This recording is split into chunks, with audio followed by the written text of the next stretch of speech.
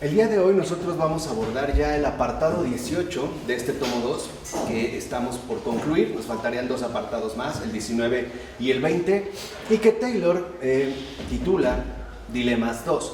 Las páginas de este segundo tomo serían las que corresponden de la 589 a la 643. Este es, digamos, el intervalo, ¿no?, que ocupa el libro en este apartado 18. Bien, ¿qué ocurre en este caso? Que una cuestión importante en nuestras vidas es la siguiente: ¿en qué medida afrontamos la idea de desgracia en el mundo mediante las diversas actitudes defensivas y excluyentes? ¿Y en qué medida lo hacemos mediante prácticas de reparación? O sea, ¿qué actitud asumimos ante las desgracias del mundo? O bien mediante una especie de evasión o una especie de defensiva, o acudimos ciertamente a algún tipo de prácticas de reparación. En cierto modo, afirma Taylor, en la actitud desvinculada moderna está implícita una estrategia de distanciamiento. Y esto es algo fundamental del mundo contemporáneo. ¿Qué significa esto? Vemos el problema, incluso lo podemos, ¿no?, de alguna u otra manera tener presente, pero no permitimos que nos afecte. Siempre los problemas, las desgracias del mundo se quedan a una determinada distancia, y ya no precisamente geográfica, que sabemos los medios masivos de comunicación acortan, ¿no?, digamos, esta distancia espacial, sino de manera personal. Es decir, como dice Taylor, parece que permitimos una cierta dosis de compasión, de preocupación, sí, ok, de afectación, pero no nos permitimos que ciertamente eso nos abrume. Por ejemplo, pensemos cuál es nuestra reacción ante una noticia de alta gravedad como la que puede surgir en el noticiero del día con día. Un atentado quizá donde murieron muchas personas, o un desastre natural que acabó con la vida de muchísimas personas. Sí, ok, nos puede ciertamente como afectar hasta cierta manera. Mejor dicho, nos puede afectar de cierta manera, es decir, siempre guardando las respectivas distancias, al grado de que no nos abruman. Incluso puede ser que nos sintamos profundamente afectados un momento y en poco rato se nos pasó, ¿no? O sea, el efecto que produce en nosotros no es profundo, se ha vuelto también de cierta manera superficial. Y en cuanto al mal, este nos afecta aún menos. Fíjense cómo ha cambiado esta situación. De hecho, afirma Taylor, nuestra comprensión con respecto a los grandes criminales, por ejemplo, está condicionada ya, es decir, en estos tiempos, por los límites que define un programa legal de recuperación. Bajo estos códigos ya plenamente jurídicos, ¿no?, que hemos comentado en exposiciones anteriores. Entonces, en este caso, por ejemplo, pensamos que si se les puede rehabilitar, fíjense, de entrada comenzamos por una hipótesis, un condicional. Si se les puede rehabilitar, entonces hay que hacerlo. De lo contrario, se les puede dar por perdidos. O sea, para nosotros la opción es: ¿tiene posibilidades de ser rehabilitado? Lo intentaremos. Si no, lo damos por perdido, ¿no? Así de sencillo. ¿Rehabilitar qué? ¿Rehabilitar qué? Su condición humana, su persona, ¿no? Que es lo que había dicho en este sentido Taylor. Por ejemplo, nuestra comprensión con respecto a los grandes criminales. Hoy, para la época contemporánea, todo lo medimos en base a la rehabilitación. En pocas palabras, nuestra compasión no es definitiva, está ciertamente codificada en base a los programas modernos de rehabilitación. ¿Tiene remedio o no tiene remedio? No tiene remedio, al carajo, así de simple. No, esta es, digamos, la actitud o la postura que asumimos en el mundo contemporáneo. De tal manera que este distanciamiento opera al mismo tiempo para no ser engullidos por el sufrimiento y también mediante la exclusión, basados en los límites de la acción rehabilitadora. Y esto es algo muy importante porque entonces nosotros literalmente ya no somos compasivos, porque la compasión invita a una vulnerabilidad. En pocas palabras, ¿qué es la compasión? Dejarse herir en el propio corazón por el sufrimiento ajeno. Esa es la compasión. La compasión no se reduce a un mero criterio distanciado. No, ay, qué mal, pero en el fondo, en realidad, no me toca, no me alcanza, ¿no? Por decirlo así, no me llega. Esa es la actitud distanciadora que hoy nosotros hemos asumido, por ejemplo, ante el sufrimiento. Puede ser que la gravedad de la noticia, dijimos, nos afecte, pero no nos abruma. O sea, literalmente no nos quita ni el hambre ni el sueño. ¿Por qué? Y hay que decirlo como es. Porque los demás no nos importan, no nos interesan, ¿no? Y en la medida en la que nos afectan, siempre hay, por decirlo, un resguardo de distancia para mantenernos a salvo, sobre todo con respecto al sufrimiento. Por eso nosotros ya no sabemos padecer con las demás, es decir, ya no somos compasivos, ya no nos dejamos herir el corazón por el sufrimiento ajeno. Tal parece que para nosotros es muchísimo más cómodo, ¿no?, mantenernos a una cierta distancia para que este sufrimiento ajeno definitivamente no nos alcance. Entonces pensamos, por ejemplo, que no podemos ni debemos preocuparnos por lo que no podemos cambiar. Ya, o sea, así de sencillo, ¿no? Lo que les decía, bajo esta actitud, pensamos pues que lo que no tiene remedio hay que darlo por perdido, ¿no? Ya, o sea, no hay que hacer absolutamente nada para intentar recuperarlo. Por eso es que el yo liberal, fíjense, benévolo con toda la humanidad, obviamente desencarnada, con la idea abstracta de la humanidad, pero dentro de los límites de lo razonable y lo posible, es capaz de afrontar los hechos del sufrimiento y el mal inevitables, dándolos por perdidos interiormente. Este es, digamos, como la situación contemporánea, ¿no? El sufrimiento no nos toca interiormente, el mal tampoco. Lo vemos en base a la rehabilitación. ¿Tiene remedio o no tiene remedio? Punto. Pero, como dijo Taylor, no nos abruma. Entonces, lo fundamental es que asistimos a la amputación de la simpatía visceral con el sufrimiento y el mal, precisamente mediante la desvinculación. Y la respectiva actitud de control que ejercemos significa que ya no nos sentimos ni implicados ni involucrados en ello. Eso es lo que va a ir destacando Charles Taylor en esta ocasión. Ya no nos sentimos, vuelvo a repetir, ni implicados ni involucrados con el sufrimiento y el mal. Al grado de que para nosotros esa gente, es decir, gente anónima, gente de noticia e información a distancia, incluso podemos decir gente de imágenes, ¿no?, como las personas que aparecieron o los niños después del terremoto de Haití o del tsunami o de la explosión de una bomba, etcétera, simple y sencillamente ya no es nuestro problema. Ya no lo consideramos nuestro problema. Ya no, sí, qué mal la están pasando, pero a mí no me importa. A mí no me interesa. ¿No? Ahí está, se da esta amputación de la simpatía visceral con el sufrimiento y el mal. Pues, por ejemplo, consideramos que son salvajes y o desafortunados, responsables de su propio mal, ¿no? Por ejemplo, podemos considerar que si alguien sufre es porque él se lo buscó, él así lo quiso, ¿no? Y, por ejemplo, o son asesinos, por ejemplo, secuestradores, estafadores, violadores, etcétera, despiadados, que no tienen ningún parentesco con nosotros. En pocas palabras, este distanciamiento nos hace colocarnos en una posición bastante equivocada. Para el hombre contemporáneo, los malos son los demás, nunca uno. Uno es el bueno, ¿no? Los demás siempre son, en este sentido, los malos. De tal manera, se trata, a final de cuentas, de esa fría distancia de la desvinculación que a todos nos alcanza, de una o de otra manera. Vuelvo a repetir, cuando vemos una noticia verdaderamente dolorosa por medios informáticos, ya sea televisivos, o en radio, o en internet, o en las redes sociales, sí nos afecta, pero en realidad no nos abruma, no nos toca. O sea, hoy el sufrimiento ajeno para nosotros es una desgracia que no tiene que ver conmigo, punto. Es su problema, ¿no? Esa es, digamos, la situación que debe afrontar por sí solo. O bien, en el caso del mal, por ejemplo, los malhechores pensamos que se lo tienen bien ganado, ¿no? E incluso nos podemos dar por satisfechos cuando son finalmente ajusticiados. Por ejemplo, a través de haber sido condenados a muerte, ¿no? Bajo esta perspectiva. Ahora bien, a partir de tal frialdad que en efecto nos caracteriza bastante como seres contemporáneos, todo el mal se proyecta sobre los demás. Por ejemplo, solo ellos son los agresores, los maleantes. Nosotros somos puras víctimas. O sea, aparte de esta, digamos, frialdad, también incurrimos en el victimismo.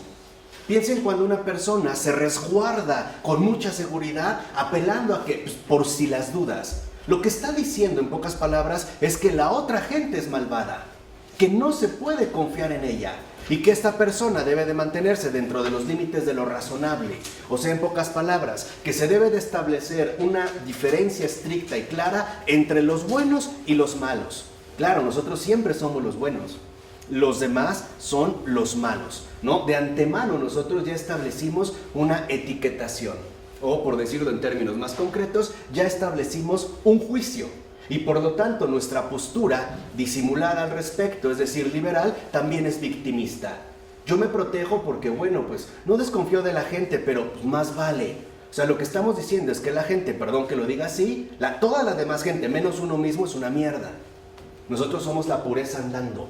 Por eso tenemos que ser tan precavidos, ¿no? Entonces, el yo liberal se siente relativamente inocente porque, primero, ve el conjunto de la imagen con claridad distanciada. Híjole, qué mal les va, cómo sufren, qué ha ocurrido, pero yo estoy finalmente colocado en mi distancia, ¿no? Resguardada. Desde esa manera, digamos, como un mero espectador. Por eso para nosotros, y no es casual, incluso un intelectual radical como Guy Debord ha hablado de la sociedad del espectáculo. Hoy para nosotros todo se ha vuelto un espectáculo. Es decir, asistimos como meros espectadores, sin dejarnos tocar por ese tipo de acontecimientos. Lo vemos todo a distancia. Sí, pobrecito, híjole, cómo sufren, hagamos una oración. Pero después nos vamos a celebrar, nos tomamos los martinis o simple y sencillamente nos vamos de vacaciones a pasarla bien.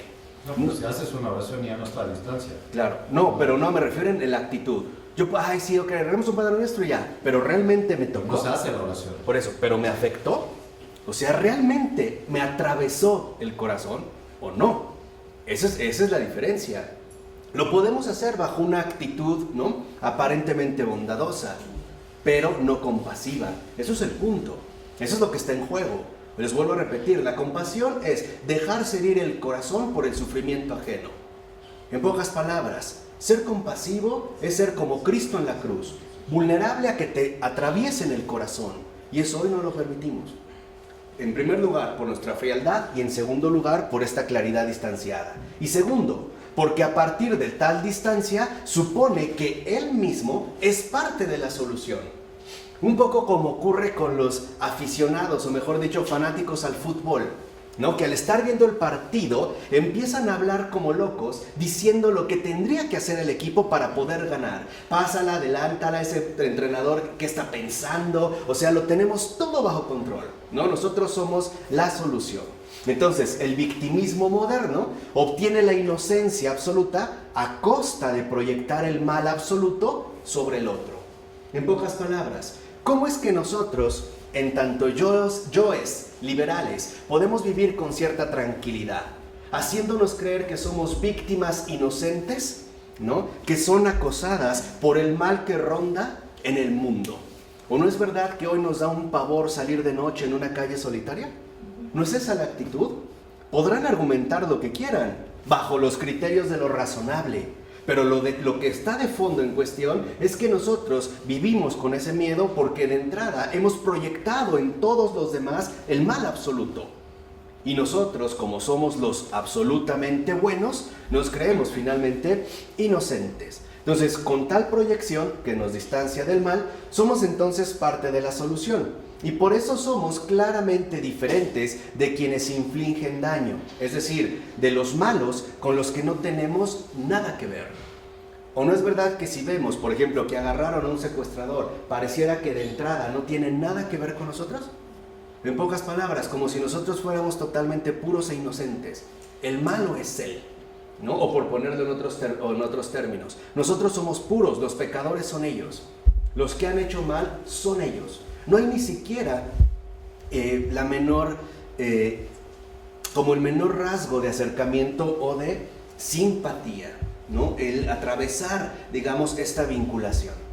Ahora bien, nosotros, los habitantes de la modernidad, somos menos capaces de reducir el campo de visión porque los medios de comunicación y los espacios metatópicos donde nos desenvolvemos a menudo llaman obligatoriamente nuestra atención sobre el sufrimiento de los demás, incluso de quienes viven en lugares remotos. Por ejemplo, hoy podemos acceder a una noticia que se dio en cualquier parte del mundo prácticamente en cuestión de segundos.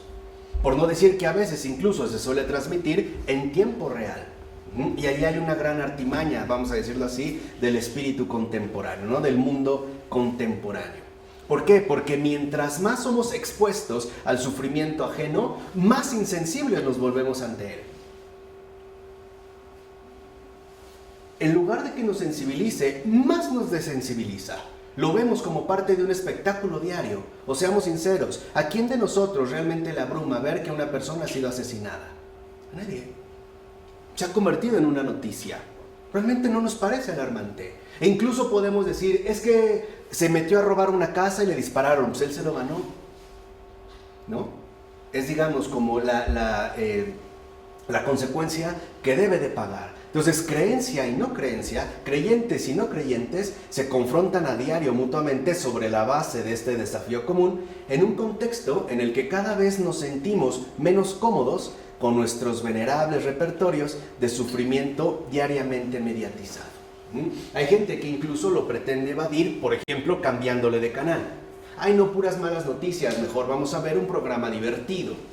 En pocas palabras, es curioso que mientras hoy tenemos mayor acceso al sufrimiento alrededor del mundo, de todo el sufrimiento alrededor del mundo, más insensibles e indiferentes nos volvemos hacia él. Entonces, en este caso, la concepción de una potencial grandeza de los modernos seres humanos no nos tienta, y eso es lo que quiero que entiendan, no nos tienta para desatender a los fracasados, a los canallas, a los criminales, a los inútiles, los moribundos, los enfermos, es decir, a todos aquellos que no cumplen con tal promesa de grandeza potencial. No, esto tiene que ver precisamente con lo que el Papa Francisco ha denunciado con toda contundencia como esta cultura del descarte, que por no estar a la altura, simple y sencillamente, no es tomado ya ni siquiera en consideración. ¿O no es verdad que nuestra sociedad se concentra ante todo en los exitosos y famosos? Incluso aquellos que han alcanzado, ¿no?, el reconocimiento de las grandes celebridades. ¿Y dónde han quedado todos los demás? Ejemplo, tenemos algo típicamente moderno como la revista Forbes. Forbes nos puede hablar de los 10 hombres más ultramillonarios del mundo. ¿Y dónde están los más miserables del planeta? ¿Dónde están? ¿Quién habla de ellos? ¿Quién los rescata? Ah, pero esto sí acapara nuestra atención. Incluso, por lo menos todos, sabremos el nombre de uno o dos. Que aquí ya no quiero ni mencionar, es inútil, ya lo sabemos. Por lo menos. ¿Y los que no? Los que no son, digamos, alumbrados por los reflectores del mundo, ¿dónde quedan? ¿No quedan engullidos en la sombra, en la indiferencia, en el desprecio? ¿No hay por ahí precisamente una especie de proyecto de visión plenamente organizado, donde solo la modernidad quiere que se vea lo que nos propone y que por lo tanto nos volvamos ciegos ante lo que omite? ¿No por eso el Papa Francisco ha insistido desde el principio ir a las periferias, a lo que el mundo no alumbra? No quedarnos limitados a esa grandeza de los modernos seres humanos que es exhibida en los medios de comunicación, en las principales revistas, etcétera, etcétera, etcétera. Hoy, por ejemplo, los asaltos. Si es una celebridad la que fue víctima, fíjense, hasta utilizamos ya, víctima, pobrecito, él es inocente, los malos son los otros, ¿no? Fue víctima de la delincuencia organizada, rápidamente, ¿no?, capturan al delincuente. ¿Y el que no? ¿O la que no? Esa mujer que fue violada en el parque al llegar de su escuela en la noche, de su estudio, ¿quién habla de ella? ¿Dónde está? Y si nos enteramos, la pregunta es, ¿realmente nos perturba? ¿O seguimos durmiendo a pierna suelta? Esa es la cuestión. Esa es, digamos, ¿no?, la confrontación que tanto creyentes como no creyentes tenemos que afrontar en el mundo contemporáneo. Se trata, dice Taylor, de una tentación real que muchas veces pasa desapercibida. Por otro lado, tal vez solo Dios, y en cierta medida quienes se unen a Dios, puedan amar a los seres humanos cuando estos son absolutamente abyectos, es decir, despreciables, como la obra de la Madre Teresa de Calcuta nos recuerda. Por eso es que Teresa de Calcuta es una de las principales luces para este mundo contemporáneo. Nos ha venido a recordar que la verdadera compasión, este amor visceral, abarca a todos los hombres, especialmente a los más, en este sentido, ¿no?, a los más inferiores. Ella le llamaba los más pobres entre los pobres. Pero que es justamente lo que el mundo moderno no aprecia, al contrario, desprecia. O sea, les quita todo aprecio. Hoy los apreciados son los exitosos, les vuelvo a repetir, ¿no? Los que acaparan los proyectores de televisión o los que simple y sencillamente se llevan las noticias. Y esto quizá nos debe recordar que en efecto solo Dios es capaz de amar lo despreciable y amarlo con todo el corazón, no con esta fría distancia de pobrecito, no, realmente amarlo con todo el corazón. Esto apunta pues a una alternativa cristiana en la que podemos pretender abordar y asumir el sufrimiento y el mal sin retroceder ante ellos, seguros del poder de Dios para asumirlos y transformarlos. Justamente lo contrario que hace el mundo moderno, ¿no? Se desvincula, se distancia tanto del sufrimiento como del mal. En cambio, desde Dios uno da un paso hacia el frente, tanto para asumirlos como para transformarlos, o sea, lo encara. En este caso, uno es parte de la solución estando ahí, rezando y afirmando con el contacto que el bien, la obra de Dios, nunca se ausenta. Esa es la obra de Santa Teresa de Calcuta. Lo que ha hecho Santa Teresa de Calcuta es recordarnos que el amor de Dios nunca se ausenta, que está ahí, que no es una idea, sino que está en contacto vivo con la realidad humanamente despreciable, o con la humanidad que simple y sencillamente, es decir, estos hombres de carne y hueso, o sea, de nombre y apellido, han sido finalmente despreciados por sus propios hermanos, por sus propios congéneres. En este caso, vemos el bien a través de los ojos de Dios, una visión que encara de frente tanto el sufrimiento como el mal. Por ejemplo, en una ocasión el Papa Francisco dijo: cada vez que visito una cárcel y veo ahí a un encarcelado, lo primero que me pregunto es ¿por qué él y yo no? Si yo también debía haber acabado aquí. Porque es muy fácil sentirse el bueno, ¿no? Por decirlo así, es bien sencillo sentirse el bendecido. Uy, no, Dios, ¿cómo me ha bendecido? ¡Qué bueno es conmigo! Pero no estamos quizá tan dispuestos a también sentirnos maldecidos, como es la experiencia ordinaria de muchas personas, de millones de personas. Literalmente, ¿no? Seres malditos entre los benditos. Seres impuros, rechazados y despreciados por los puros, ¿no? Seres despreciados o despreciables entre los consentidos, ¿no? Vamos a decirlo así en un juego de palabras. Despreciados entre los bienaventurados. En pocas palabras, los malos entre los buenos, ¿no? En esta línea que hemos establecido. Por otra parte, ciertamente, hay un liberalismo escarmentado que ha aprendido de los excesos de su propia potencialidad más bien demoníaca, es decir, fría y distanciadora, y por eso busca practicar la honradez, evita el sufrimiento en la medida de lo posible, combate la opresión, se opone a la injusticia, etc., como ocurre con Isaiah Berlin, por ejemplo, ¿no? Que es un intelectual del siglo XX. Ahora, ¿qué sucede entonces con la violencia y la religión? ¿Qué es lo que va a ocurrir en este caso? La matanza sagrada reaparece en nuestro contexto porque ofrece, en este caso, una forma de purificación.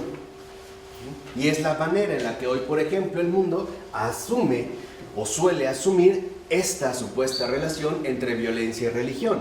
Es decir, cuanto mayor sea la fuerza con la que sentimos que estamos de algún modo implicados con el mal, por ejemplo, cuanto más abrumados nos sentimos por el caos y el mal del mundo, más tentador resulta buscar una modalidad de proyección en la que el mal se concentre fuera de nosotros como algo plenamente diferenciado, ¿no? Un poco como le gritaban a Jesús: crucifícalo, sobre él, ¿no? O sea, nosotros tenemos la razón.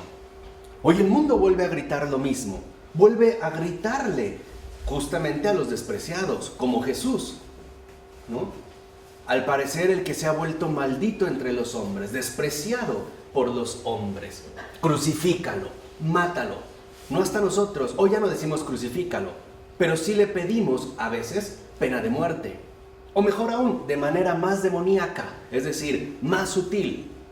Es que hay que evitarle que sufra, mejor la eutanasia, ¿no? Promovemos el bien morir, que sufra lo menos posible, pero lo importante no es que sufra lo menos posible, es que se muera lo antes posible, de la manera más discreta, más disimulada, pero a final de cuentas que conduzca a la aniquilación. ¿Qué es la matanza sagrada? No entendí. ¿Qué es la matanza sagrada? Digamos, cuando se coloca al otro como ese mal que hay que erradicar a toda costa.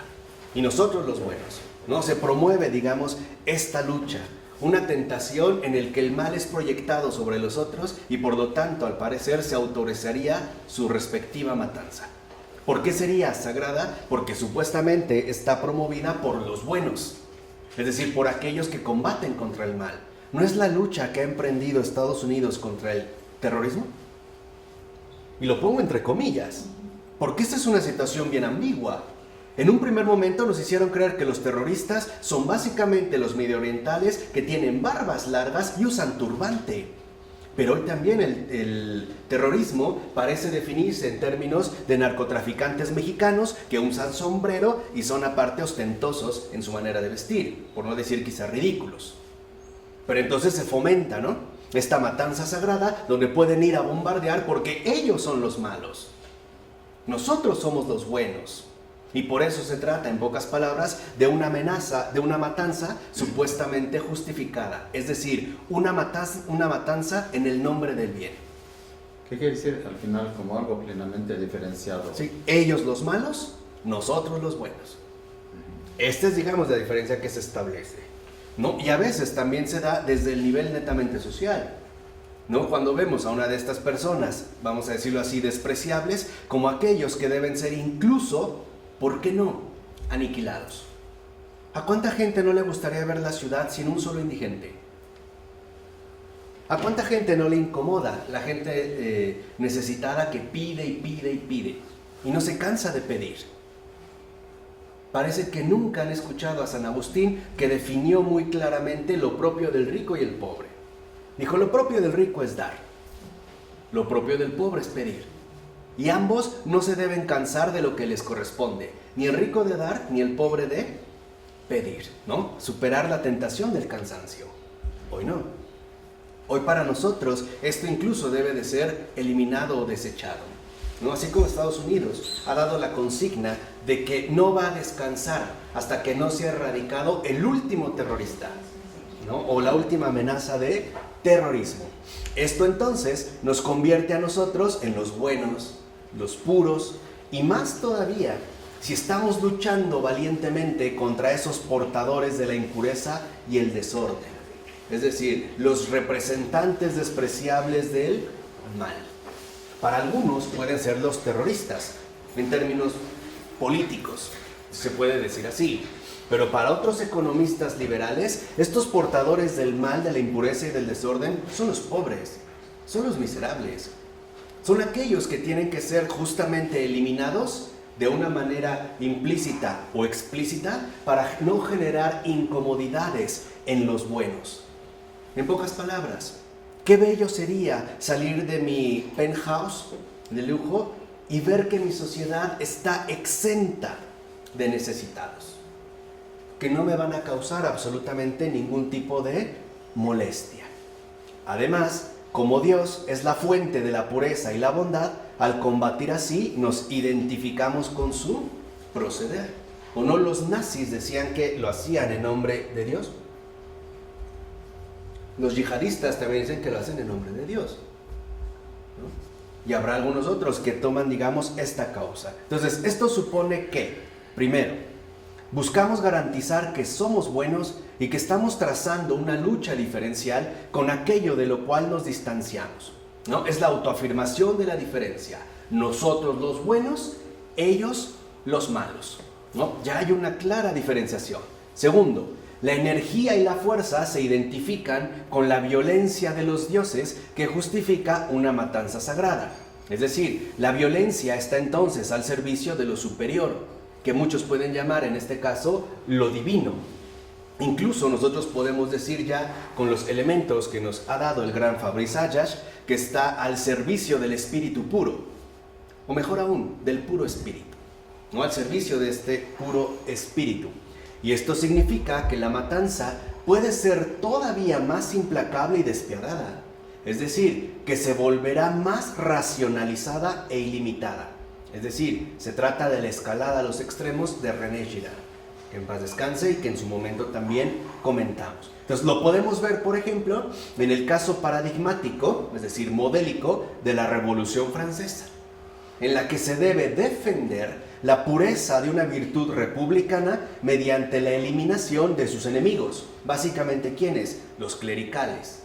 Es decir, la Revolución Francesa, ¿no?, asume el papel de la pureza de la virtud republicana, ¿no? Son los buenos y hay que acabar finalmente con los malos, o sea, con la Iglesia Católica.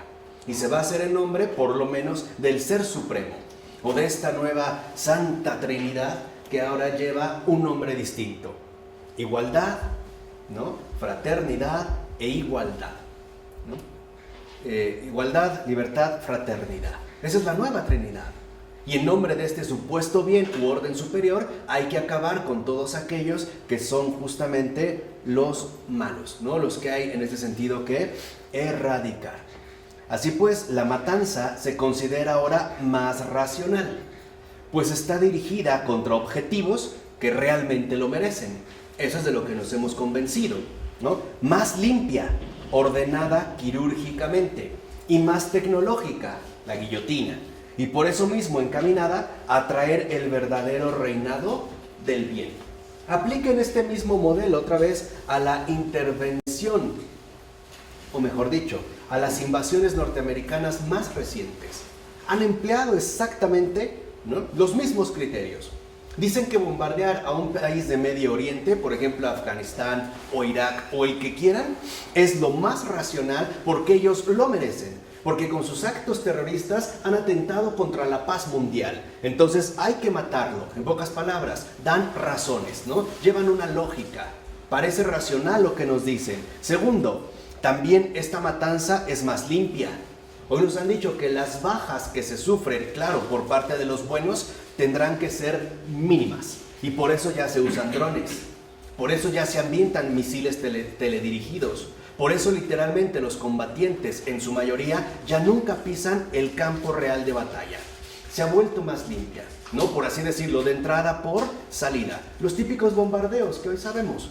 Vamos a bombardear 2 horas o vamos a mandar una megabomba o una mega explosión, ¿no?, tratando de causar los menores daños colaterales, ¿no? Digamos, vamos a ensuciar, pero vamos a tratar de que sea lo menos posible, ¿no? Y también, ya lo sabemos, es muchísimo más tecnológica y más en estos tiempos contemporáneos, lo cual supuestamente se hace en nombre del reino del bien, ¿no?, de traer la paz al mundo, o mejor aún, de ser los guardianes y defensores, ¿no?, de la paz en el mundo. Oh, como dices, lo hace. Exacto. ISIS hace lo mismo. Claro. No solo esta parte. No tan sofisticada, pero también viene de allá para acá. En nombre del bien, de Dios. Sí, ¿no? En este caso, digamos, el yihadismo, ¿no?, que es, digamos, la contraparte. La contraparte de allá para acá. Que trabaja igual. Claro. De la misma forma. Claro. Nada más que ahí los malos somos los occidentales, u occidente, ¿no? O lo mismo pasaba entre los marxistas y los capitalistas. Para uno el otro es el demonio, ¿no?, ellos son los buenos, y para los otros, ¿no?, se dará lo mismo pero en sentido inverso. Entonces, la moralidad se racionaliza. Es decir, el código se basa en alguna concepción de lo que es el bien o lo correcto en relación con el bienestar humano. Entonces, la noción implícita de responsabilidad es la siguiente: castigamos a los malhechores. ¿No es lo que han dicho los más recientes presidentes, básicamente, de todo el mundo? Cada uno tendrá definido sus malhechores. Pero este es de fondo, ¿no? Digamos, la consigna que manejan. Castigaremos a los malhechores. No descansaremos hasta acabar, ¿no?, con aquellos que perturban nuestro orden y nuestro bienestar, ¿no? No descansaremos hasta acabar con el último de los malhechores, esté donde esté. Así sea que lo busquemos en los túneles o incluso que lo busquemos por los aires, pero daremos con él. A final de cuentas, ¿no?, son, digamos, nuestra amenaza. Y los cristianos de Medio Oriente que defienden su país de los que los quieren asesinar en nombre de Dios, esos no tienen nada que ver con esto. No, pero es una línea delgada, porque ellos saben que están sufriendo una injusticia, pero no toman represalia pensando en que esos son los malhechores. O sea, no están, digamos, insertos dentro de esta misma dinámica de violencia. Es la sacralización de la violencia. Suponer que se hace en nombre de un bien, cuando en realidad ambos bandos, ¿no?, de un lado o de otro, como hemos dicho, por ejemplo, desde Occidente o desde Medio Oriente, están combatiendo en un mismo terreno, el terreno del mal. Ambos, al final de cuentas, están vinculados, pero desde posiciones contrarias, ¿no? Es como, digamos, la cizaña, ¿no?, que genera la visión de que el otro es la amenaza. Y entonces lo primero que tengo que hacer es acabar con él. ¿Qué piensa el otro? Lo mismo, pero desde allá, ¿no? Vamos a decirlo así, dentro de esta dinámica. ¿Qué sucede entonces? Tal racionalización de la moral puede empeorar las cosas, como hizo Robespierre. Lo cual plantea la pregunta de si en el mundo ilustrado y desencantado no será más bien que inventamos nuevas fantasías, tanto justicieras como criminales. ¿No será que en efecto hoy nuestro mundo padece algo que se llama esquizofrenia? Ve irrealidades en todos lados. Piensa en los anuncios que nos dan. Un inminente ataque terrorista. Esa ha sido la consigna de Estados Unidos desde hace más de 10 años. ¿Cuándo? ¿Quién sabe? ¿De parte de quién? No sabemos, pero nos quieren atacar, ¿no? Un mundo nos vigila. Desde los que se fascinan con los fenómenos ovni o los UFOs, ¿no?, que piensan que en efecto algo va a ocurrir, aunque no saben por qué. Quizá la única certeza que tienen es que porque somos buenos. ¿No es lo que funciona también en el caso de la brujería y la santería? Lo que dispara esa discordia, donde el primer argumento contundente que te dan es que te tienen envidia, te quieren hacer mal. O sea, eres muy bueno, los demás son la escoria, la basura, la mierda. Y por eso hay que acabar con ello, lo cual apaciguaría tu conciencia, porque entonces al responder estarías tranquilo de saber que lo hiciste, en pocas palabras, en defensa propia, o que el otro se lo merecía, porque es malo. No tú eres el bueno, ¿no? Te tienen envidia, te colocan nuevamente al centro y en efecto todos aparecen precisamente como tus enemigos, al grado de que alguien puede llegar y ofrecerte un pan y no te lo comes, prefieres tirarlo. Y decir, bueno, es que pues, por las dudas, no más vale. ¿Quién sabe? Pero es confianza común, bajo la que hoy vivimos, creyentes y no creyentes, ¿eh? Y esto es parte de nuestro estado anómalo de vida. Entonces, ¿es pues la religión la principal instigadora de la violencia racionalizada? No necesariamente. El Papa Francisco ha dicho, la verdadera religión jamás promueve la violencia. La verdadera religión jamás promueve esa violencia. ¿Por qué no? Porque ya que bajo el rechazo ilustrado de la religión, la violencia ahora reaparece bajo formas ideológico-políticas que incluso se autoproclaman ateas. Dicho de otra manera, los ateos no necesariamente por eso han sido los más impecables pacifistas, o los no violentos. Por el contrario, incluso si mencionamos brevemente el régimen bolchevique, veremos que estos ateos son todavía muchísimo más violentos. Y lo vemos con saña, Por ejemplo, el régimen bolchevique, donde se iba a los monasterios y sacaba, digamos, a las monjas o las reclusas que estaban en estos conventos, ¿no? En estos monasterios, las desnudaban, las violaban y al final el crucifijo que solían traer se lo enterraban en la vagina y las cuentas del rosario se las clavaban a martillazos en las sienes. Ustedes díganme si eso es como muy normal. Y lo mismo donde vemos estos casos en los que se autoproclaman ateos bajo formas ideológicas políticas, ¿no? Nazismo, los totalitarismos, veremos las mayores crueldades que se hayan podido contemplar. Pero eso sí, qué fácil es decir que la iglesia, ¿no?, es la violenta del mundo por su Inquisición, cuando desconocemos el contexto real de esa situación. Hasta hoy en día sigue existiendo el Santo Oficio. ¿Lo sabían? Hasta hoy en día existe.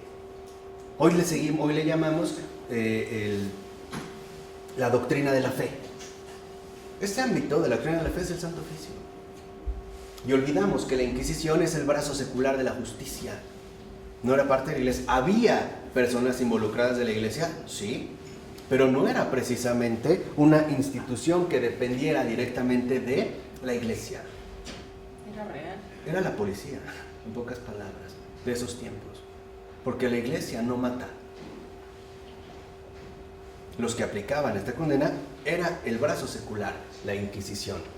Por eso el Santo Oficio no desapareció. Sigue hasta la fecha. ¿Qué es lo que hace el Santo Oficio? Vigilar y velar por el bien de las almas. Antes de ser Papa Benedicto XVI, no fue literalmente, ¿no?, el encargado de la doctrina de la fe. ¿No era el que llaman el perro guardián? Desde ya hace muchos siglos. El que vigila y vela por el bien de las almas. Dicho de otra manera, y para que vean, y para generar todavía este escándalo para los que todavía no comprenden, Joseph Ratzinger fue precisamente el prefecto del Santo Oficio. El mero mero. Eso es el Santo Oficio. No desapareció. Nunca ha desaparecido. La Inquisición sí. Por un simple motivo. Porque sus códigos de manipulación y de castigo se tuvieron que ver sofisticados. Porque si no la gente se iba a rebelar contra los torturadores. Es decir, contra el poder político. Y por eso también se va a volver impersonal. Se va a legalizar. Hoy sabemos que pueden darse castigos en base a la infracción de ciertos códigos. En pocas palabras, hoy se habla de delitos, ¿o no? El poder político se ha resguardado. Ya no es la Inquisición. Ahora se le llama, ¿no?, el poder ejecutivo o legislativo, o como quieran. Pero es un engaño. Y ese sí es inquisitorio. Sigue matando. ¿O no sigue promoviendo incluso la pena de muerte? Bajo formas muchísimo más sofisticadas, pero sigue ajusticiando, porque esa no es justicia, eso es ajusticiar. Esa es la Inquisición. Mi pregunta es, ¿por qué nadie dice nada al respecto?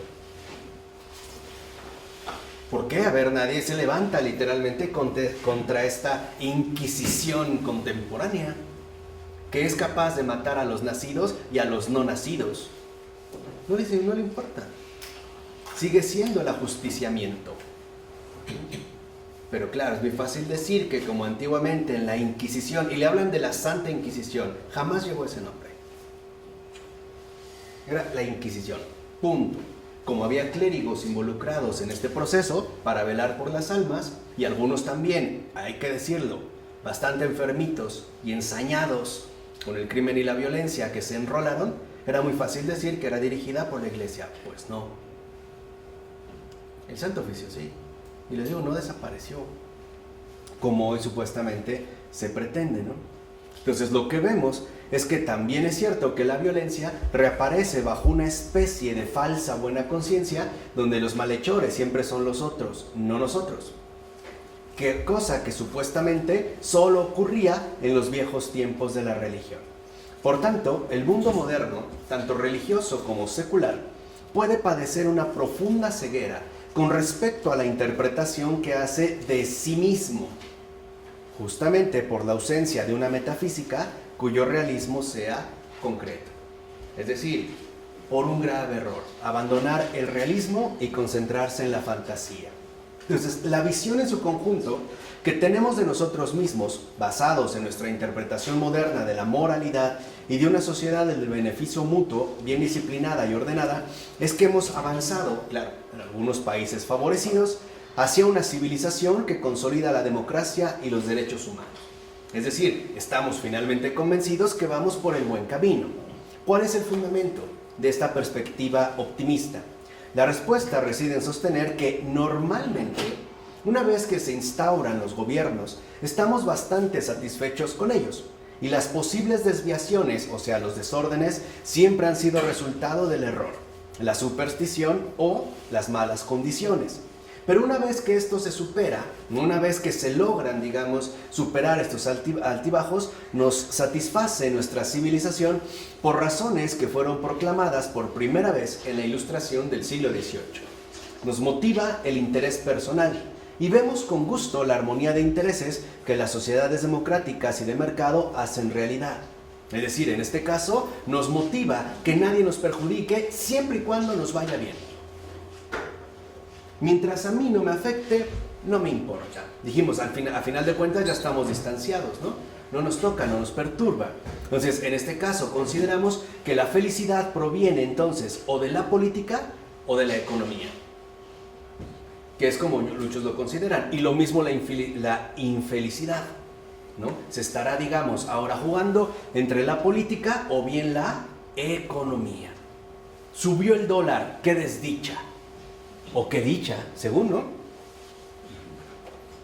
O al revés, quedó de tal partido, híjole, nos va a ir muy mal, otro que nos va a ir muy bien. Pero de ahí parece, ¿no?, que está comprometida nuestra felicidad. Por supuesto, varias cosas pueden perturbar esta armonía. El exceso de egoísmo, el orgullo, la búsqueda competitiva del poder y el prestigio, y también lo pueden hacer varios vicios. Por ejemplo, la bebida, las adicciones, la estafa, etc.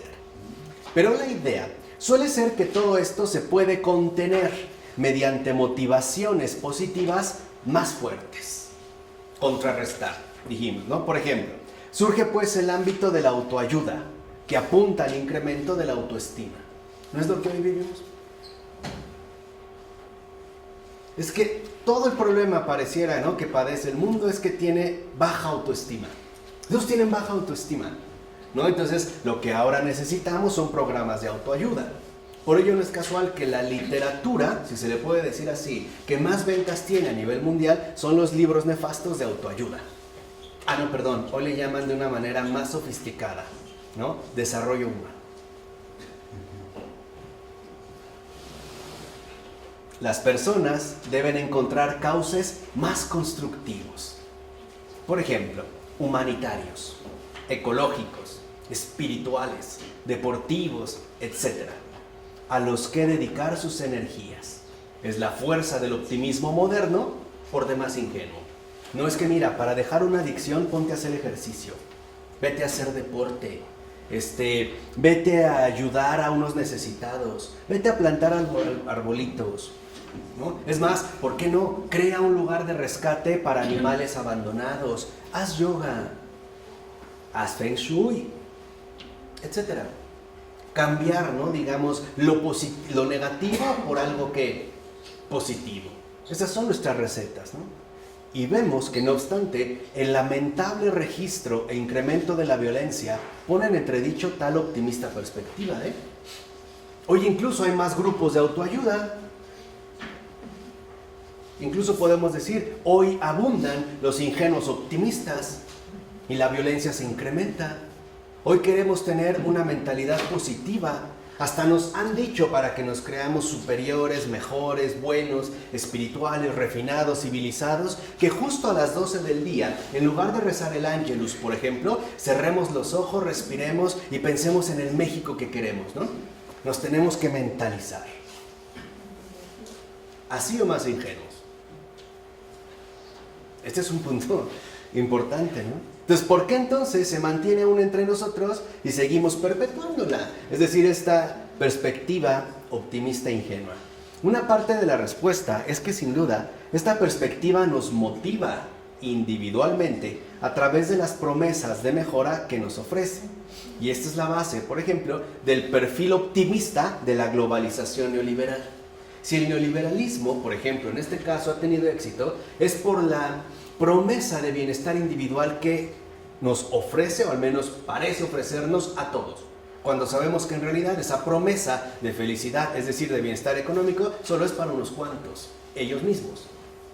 Se abre una brecha enorme entre la riqueza y ya no la pobreza, la miseria. Esa es, digamos, una brecha fundamental del mundo contemporáneo. Pero aquí, al parecer, la respuesta, ¿no?, es la motivación individual. Queremos pasar, en pocas palabras, de las malas vibras a las buenas vibras.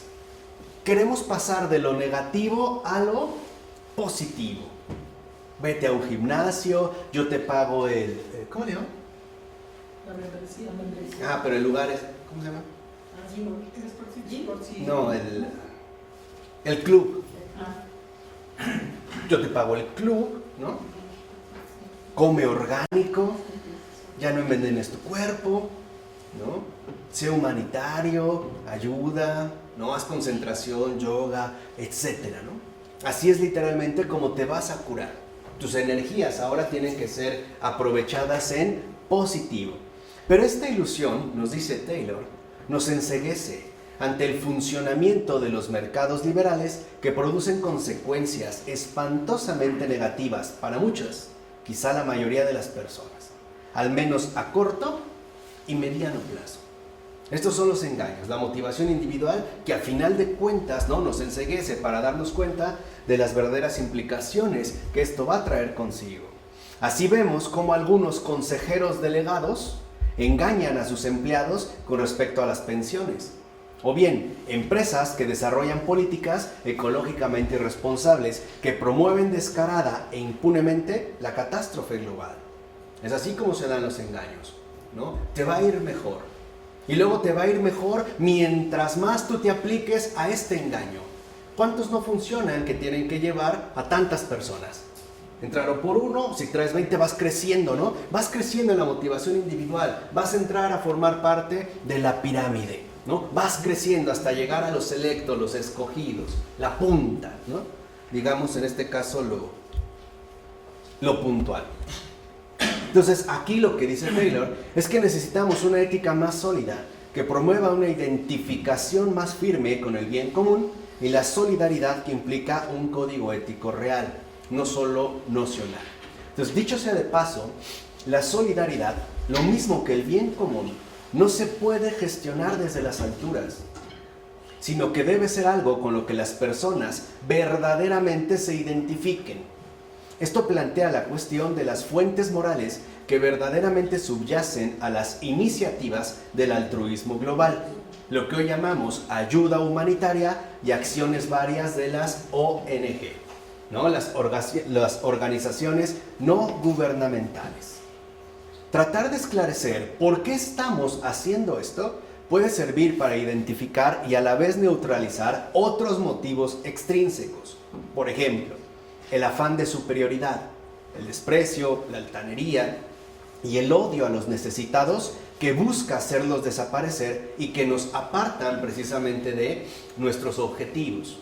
En todas palabras, no todos los buenos están en el bien. Puede ser que algunos aparezcan como buenos, pero los motivos profundos vienen de otra parte.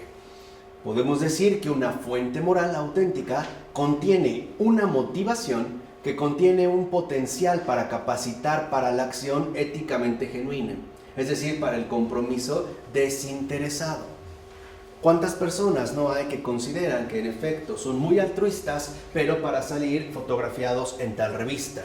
O para que la gente exclame que ayuda mucho, o que es muy buena persona, ¿no? A diferencia de lo que dijo Jesús, que no sepa tu mano derecha lo que hace la izquierda, lo que decimos hoy es que no solo lo sepa también tu mano izquierda, sino las manos de todos los demás. Que todo el mundo se entere, que se haga viral, ¿no? Y mientras más mediático, mejor. Ahora bien, solo con Descartes, el orden superior al que se pertenece ya no es un orden de realidad exterior, sino de agencia racional interiorizada. En este caso, por ejemplo, resulta ahora que me avergonzaría, moralmente hablando, de actuar en virtud de un mezquino, no racional, beneficio personal, o sea, sin tomar en cuenta el daño hecho a los demás, lo cual hace que el compromiso adquirido sea solamente con uno mismo, es decir, con nuestra dignidad racional. Ahora a veces si hacemos el bien es porque no queremos sentirnos mal con nosotros mismos. Y esto es gracias al señor Descartes, una más de las tonteras que se le ocurrieron y que ahora tenemos que padecer, los efectos producidos.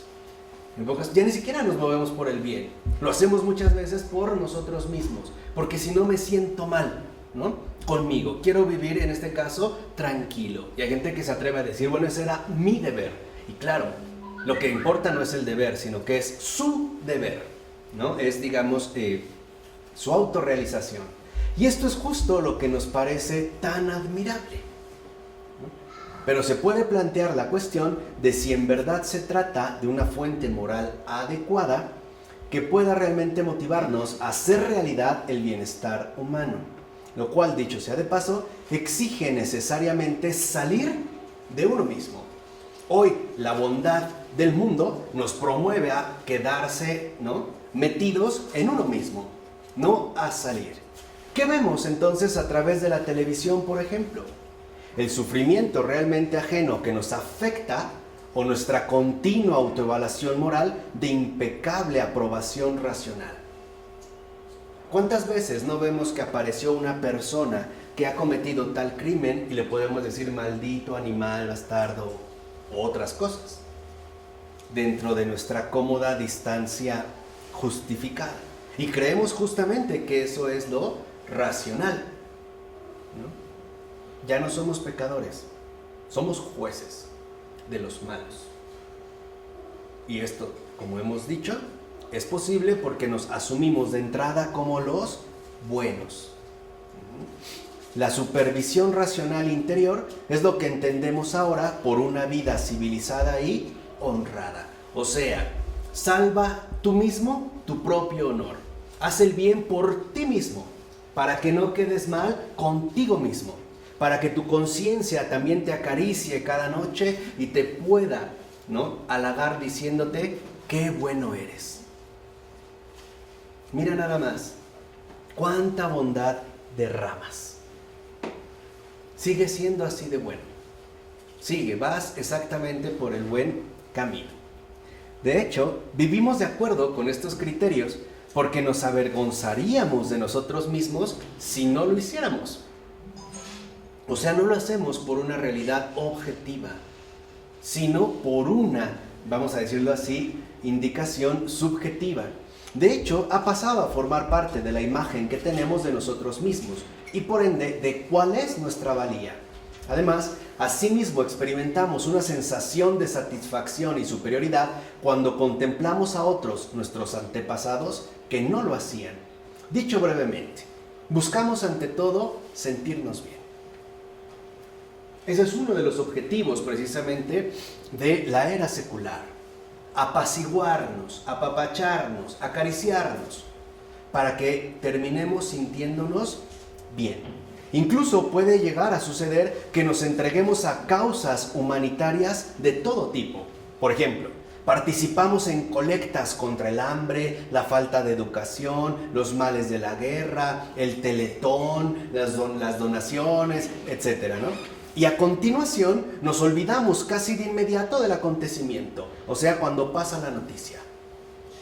Así de sencillo. Se solicita su ayuda porque hubo un gran temblor en Haití. Hoy sí, vamos a dejar latas y agua y mis cobertores, mis cobijas. Nos volvemos humanitarios. ¿Cuánto nos duró?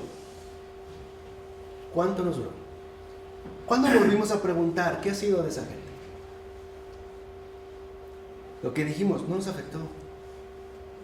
Nos impactó. Por eso las noticias son impactantes.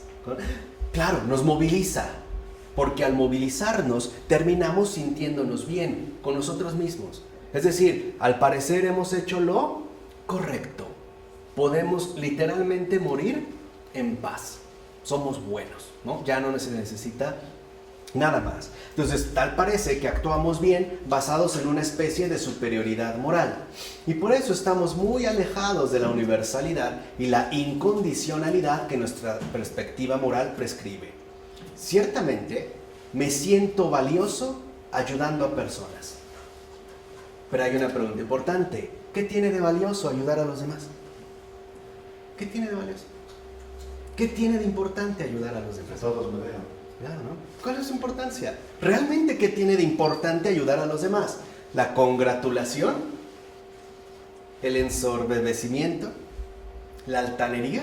¿Qué tiene de importante? Dice, para la perspectiva moderna, cuanto mayor es el potencial humano, mayor es la empresa que debemos hacer realidad. Y por eso son más dignos de ayuda aquellos que carecen de tal potencialidad. Es decir, somos pues buenos según el humanismo altivo, que no reconoce que también hemos sido ayudados. Y así es como nos sentimos bien.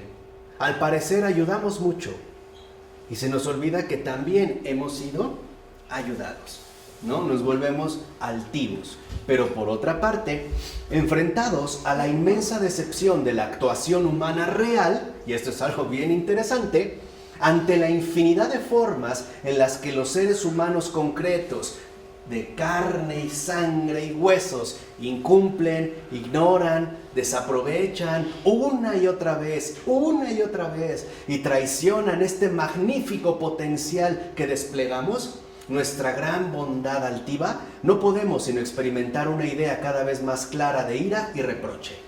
Ya me cansé. No entienden. Lo doy por perdido. Yo siempre ayudo y ayudo y ayudo y ayudo y doy y doy y doy. Y esta bola, ¿no?, de pelafustanes desgraciados, malagradecidos, no lo reconocen. Entonces, ¿son estas personas reales objetos dignos de tantos esfuerzos? La mayoría termina diciendo que no. Abandonar a estas personas quizá no fuera una traición a la valía humana, sino un recordatorio claro de que no se puede hacer todo por ellos dejándolos tranquilos en su incapacidad. Siempre tenemos distancia y además límites. Así pues, ante la realidad de las deficiencias humanas, la filantropía, el amor a la humanidad, puede paulatinamente quedar revestida de desprecio, odio y agresividad, por supuesto civilizada. En todo caso, la acción humanitaria se interrumpe, o bien continúa, pero bajo formas cada vez más inhumanas. Vean, esta última línea la expresó, por ejemplo, Elena Ceausescu en su última declaración registrada antes de ser asesinada por el gobierno sucesor rumano. Lo que dijo Ceausescu, Elena, es que el pueblo rumano se había mostrado indigno de los esfuerzos inmensos e incesantes que había hecho por ellos su esposo. O sea, al final de cuentas, ellos tan buenos que se habían esforzado por el pueblo no lo había merecido.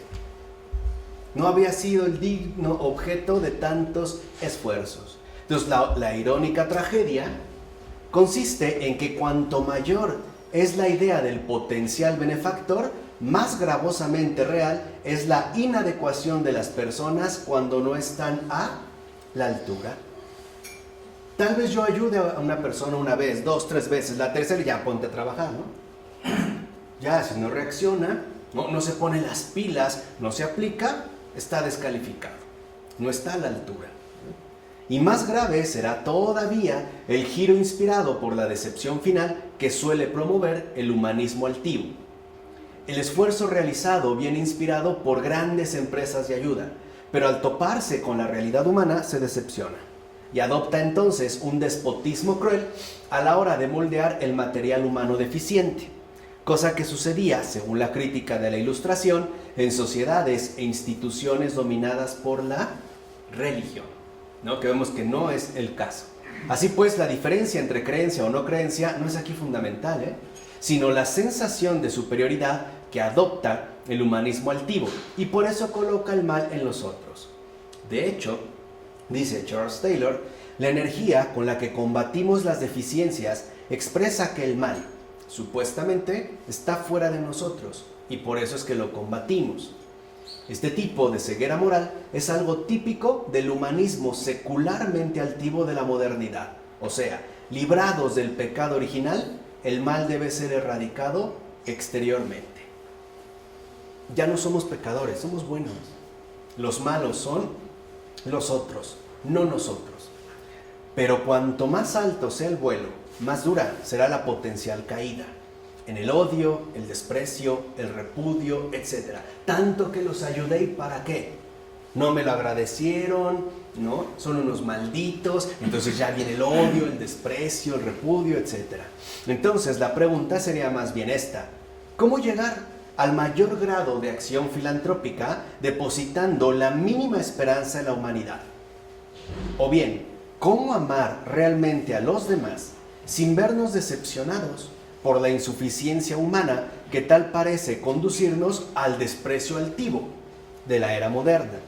En la cultura moderna se percibe una veta de misantropía muy marcada, es decir, de desprecio y odio profundo a lo humano.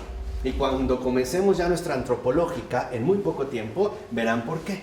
Y verán cómo surgió este profundo desprecio y odio hacia lo humano que hoy ya está en pleno vigor. Entonces, Schopenhauer, por ejemplo, identifica como delito no tanto el haber nacido, aspecto que más bien se considera en su sistema filosófico, en el mundo como voluntad y representación, una lamentable desgracia, ¿no? Sino el verdadero delito es el hecho de alumbrar una nueva vida. Es esto lo que se debe condenar. Ok, ya naciste, lamentable desgracia, pero que promuevas una gestación, ya, eso sí que no. Ese es el delito para Schopenhauer. Entonces, Schopenhauer desprecia la generación de los seres humanos, es decir, la reproducción que implica el asunto global de formar familias para tener hijos. Eso es el delito. Haber nacido, desgracia, pero promover la generación de los nuevos nacientes, eso sí que no. Eso sería, digamos, el delito mayor. En este caso, de acuerdo con Schopenhauer, las mujeres son un peligro para los hombres porque le hacen caer en la trampa de perpetuar el proceso de alumbrar nuevas generaciones dándoles hijos. Schopenhauer es un gran misógino. De hecho, si la memoria no me falla, espero que no, Schopenhauer tiene una frase donde dice que las mujeres son seres de ideas cortas y cabellos largos. Tal cual. Entonces, en pocas palabras, hay un desprecio concreto hacia la mujer por su maternidad. ¿De dónde sacan entonces que la iglesia desprecia la fecundidad? ¿De dónde? Y él estaba inspirado por el hinduismo, por digamos, recuperación, ¿no?, de las doctrinas orientalistas que habían tenido gran impacto a principios desde finales del siglo XVIII. Lo sorprendente, dice Taylor, en este caso, es que este pesimismo siga suscitando tanto interés, aplausos, premios literarios y atención en los medios de comunicación. Por ejemplo, ¿quiénes siguen bajo la estela o el hechizo schopenhaueriano en estos tiempos? Samuel Beckett, Thomas Bernhard, Emil Cioran, Imre Kertész, Milan Kundera, etcétera, etcétera, etcétera. Súper famosos, súper galardoneados, súper reconocidos, etcétera. ¿Qué dicen ellos? Lo mismo que Schopenhauer, en esa línea de pesimismo. ¿No? O sea que nacer, bueno, pues ya que le podemos hacer, es una lamentable desgracia. Pero promover la vida, esa ya es la peor locura, ¿no? Entonces, ¿cómo podemos convertirnos nosotros en agentes sobre los que la misantropía, o sea, el odio hacia lo humano, no tenga influencia alguna? Lo que dice Taylor en este caso es que solo sobrepasando los condicionamientos que imponen los humanismos exclusivos, es decir, solo abrazándonos a Dios para entrar en relación con todos los demás a partir de un plano más profundo. La hechura original de todo ser humano a imagen y semejanza de su Creador. Es la única alternativa. Es decir, encarnando la compasión. Ahora bien, gran parte del esfuerzo de la sociedad liberal moderna invierte las cosas. al aplicar códigos de conducta ciertamente condicionados, excluyentes, que imponen obligaciones y prohibiciones socialmente establecidas. Dicho de otra manera, la sociedad moderna justamente lo que impone son distanciamientos entre unos y otros, por el miedo, por el terror y sobre todo por hacernos creer que nosotros somos los buenos, ¿no? En pocas palabras, lo que realmente aplica la sociedad liberal moderna es la división, no la unión, en todas sus formas. Y esto desemboca en una articulación cada vez más elaborada de códigos legalmente y muchas veces inhumanamente vinculantes. O sea, se trata de una articulación basada en una confusión entre legalidad y legitimidad. Que algo sea legal no significa que sea legítimo, Cuidado. En pocas palabras, no porque algo sea legal es bueno. El aborto es algo legal, pero no es legítimo. Ni bueno. Hoy, como todo está basado, ¿no?, en los códigos legalmente establecidos, entonces se hace una neutralización que en efecto promueve la confusión entre lo legal y entre legalidad y legitimidad. Por su parte, el cristianismo no puede quedar basado en un código predeterminado, justamente porque sitúa nuestras acciones en dos dimensiones concretas, o sea, la de la acción correcta y la dimensión escatológica. Es decir, según una dimensión de reconciliación y confianza que apunta más allá de cualquier perspectiva inmanente. Dicho brevemente, Dios opera no solo en la dimensión vertical, o sea, en el cielo, sino que también lo hace horizontalmente en la tierra, junto a nosotros, en la persona de Cristo, para elevarnos a Él. Entonces, la verdad es que uno solo puede soportar y amar a los hombres unido a Cristo. No hay otra forma, no hay otra manera, porque o bien los vamos a desencarnar, o sea, los vamos a convertir en ficciones irreales, o bien, si nos acercamos más a ellos, los vamos a terminar odiando y despreciando, o mejor aún, matando. En todo caso, en la perspectiva moderna, hace falta la dimensión vertical, justo porque no se toma en cuenta la capacidad para renunciar a las satisfacciones de la retribución o la seguridad inmediata por algo mejor. En pocas palabras, el marco inmanente es lo único que cuenta. O sea, el imperio del egoísmo propio, ¿no?, del individualismo. Lo cual, por otra parte, fomenta la adopción e incremento de una distancia desconfiada con respecto al prójimo. Ese obstáculo molesto para mi satisfacción individual. Ahora es como la forma en la que entendemos o se ha generado la idea del prójimo. Mientras más lejos, mejor. Mientras más a distancia de mí, mejor. Mientras menos contacto tengamos, mejor. Por eso incluso nos vamos a dividir entre los VIP y los demás. Incluso no solo los VIP, los ultra VIP. Y todos los demás con los que no quiero tener nada que ver. Es decir, no quiero tener ningún tipo de contacto. Los quiero en este sentido anular. Es como lo que le pasó al emperador Francisco José de Austria, el último emperador, cuando Adolf Loos, este gran arquitecto austriaco, empezó a quitar todo lo barroco y la ornamentación de la arquitectura para demostrar los edificios vacíos, desnudos, es decir, en base a la funcionalidad. Y se le ocurrió hacer uno de esos edificios justo enfrente, ¿no?, del Palacio Imperial de Viena. Entonces, cuando el emperador abría su cortina y veía ese edificio, cerraba la cortina porque se sentía profundamente herido. O sea, no, en pocas palabras, la desnudez de ese edificio quizá le hacía brotar en su conciencia el reclamo por la opulencia en la que él vivía, ¿no? Y hoy ciertamente nos negamos a ver. Por eso a veces, cuando por ejemplo las casas habitacionales o los departamentos nos dicen que tiene una vista maravillosa, significa realmente que no vas a ver a otra gente. Por eso ahora el punto está en concentrarse en el paisaje, ¿no? Mira el amanecer, tenemos árboles, pero ¿qué pasa si enfrente tienes un terreno quizá invadido por personas de todo tipo? Difícilmente lo quieres. Seamos sinceros. Seamos sinceros. No, eso no me gusta, eso quítalo. Es más, mándenlos a matar, aplástenlos, aviéntenles la planadora. Es más, yo pago para que ahí construyan un palacio de cristal, pero sin humanos. Es decir, sin humanos reales.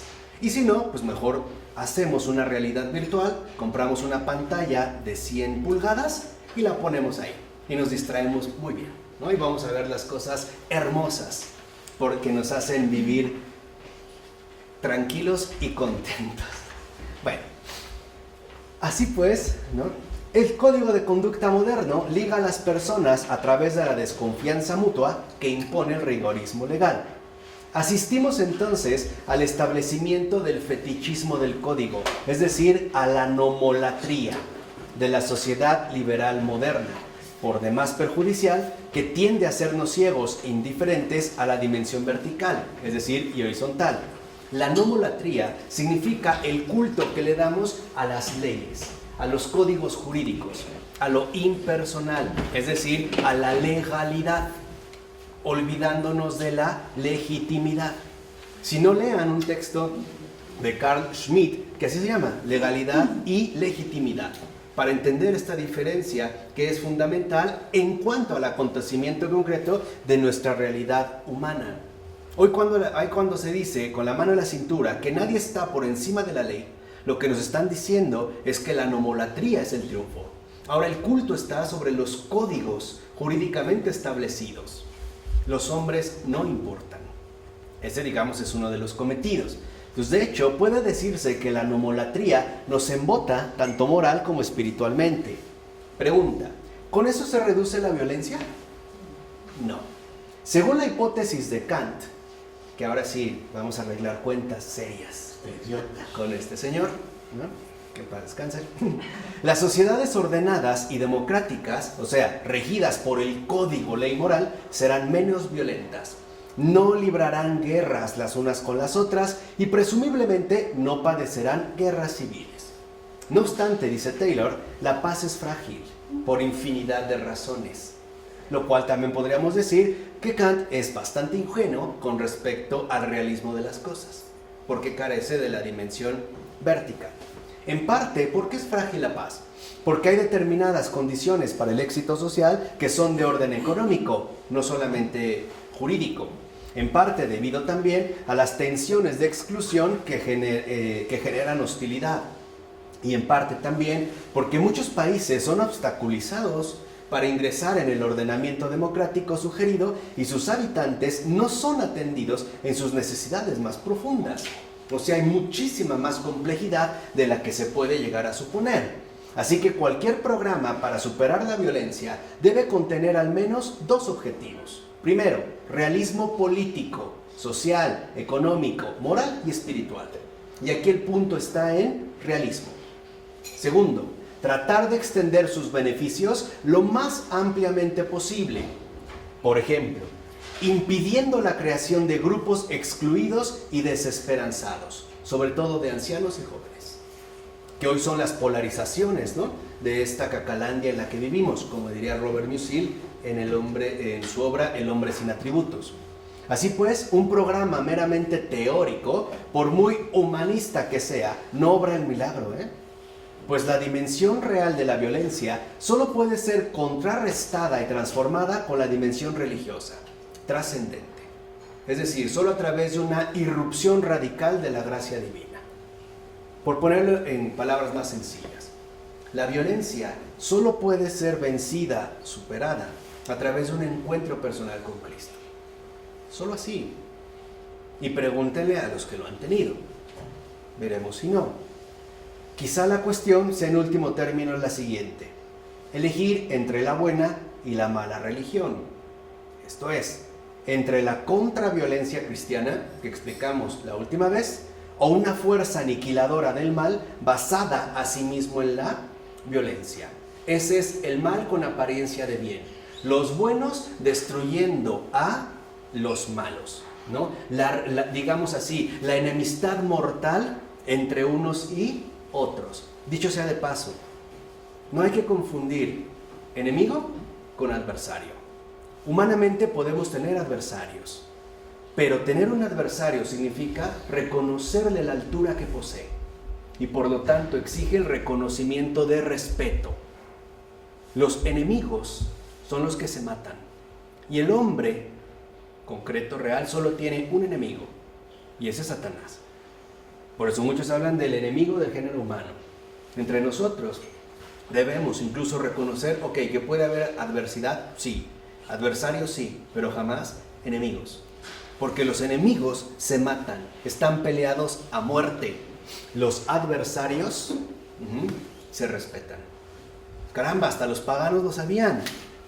Cuando Alejandro Magno, gran conquistador del mundo antiguo, persigue a Darío, en ese momento el rey persa, que es, digamos, el más poderoso de ese tiempo, el único que puede combatir con él, y entre las persecuciones, Darío muere sin batallar, sin luchar con Alejandro Magno. Lo primero que hace Alejandro Magno al llegar con Darío es arrodillarse y abrazarlo y decirle, hermano, ha muerto el único que estaba a mi altura. Y a su esposa e hijas las va a tratar como lo que son. Princesa, princesas y reina. Ese es el adversario, no los enemigos. Por eso tenemos que aprender una verdadera cultura de la adversidad, no de la enemistad. Es decir, no una cultura de la muerte.